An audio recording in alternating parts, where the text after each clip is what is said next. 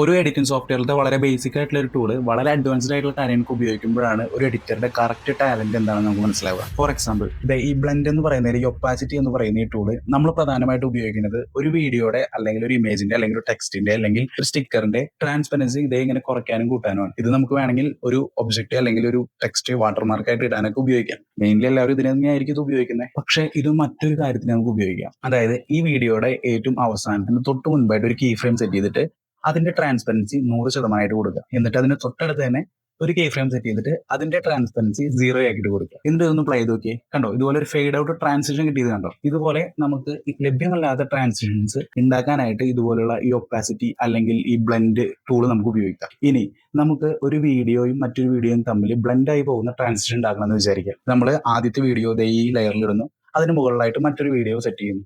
എന്നിട്ട് മുകളിലുള്ള ഈ വീഡിയോയിൽ ഏറ്റവും ആദ്യം ഒരു കീ ഫ്രെയിം സെറ്റ് ചെയ്തിട്ട് അതിന്റെ ട്രാൻസ്പെറൻസി 0 ആയിട്ട് കൊടുക്കുക. തൊട്ടടുത്ത് തന്നെ ഒരു കീ ഫ്രെയിം സെറ്റ് ചെയ്തിട്ട് അതിന്റെ ട്രാൻസ്പെറൻസി 100 ആയിട്ട് കൊടുക്കുക. ഇതൊന്ന് പ്ലേ ചെയ്ത് നോക്കിയേ. ഇതേ ഒരു ബ്ലെൻഡിങ് ട്രാൻസിഷൻ കിട്ടിയതുണ്ടോ. ഇതുപോലെ നമുക്ക് ഒപ്പാസിറ്റി ഉപയോഗിച്ച് ട്രാൻസിഷൻസ് ഉണ്ടാക്കാം. അതുപോലെ തന്നെ ഈ ടെക്സ്റ്റ് ഇങ്ങനെ വന്നു പോകുന്നത് പോലെയുള്ള ആനിമേഷൻസ് ഉണ്ടാക്കാം. അങ്ങനെ ഒരുപാട് കാര്യങ്ങൾ ഈ ഒപ്പാസിറ്റി അതായത് ട്രാൻസ്പെറൻസി ടൂൾ ഉപയോഗിച്ച് നമുക്ക് ചെയ്യാൻ സാധിക്കും. ആൻഡ്രോയിഡ് ക്യാപ്കട്ടിലും ഇതുപോലെ തന്നെയാണ് ചെയ്യുന്നത്. ട്രാൻസ്പെറൻസി അതായത് ഒപ്പാസിറ്റി ഇവിടെയാണ്, താഴെയാണ് ടൂളിൽ ലഭ്യമായിട്ടുള്ളത്. ഇങ്ങനെ ക്യാപ്കട്ട് നമുക്ക് ബേസിക്കിൽ നിന്ന് അഡ്വാൻസ് വരെ പഠിക്കാം. താല്പര്യമുണ്ടെങ്കിൽ ഫോളോ ചെയ്തോളൂ.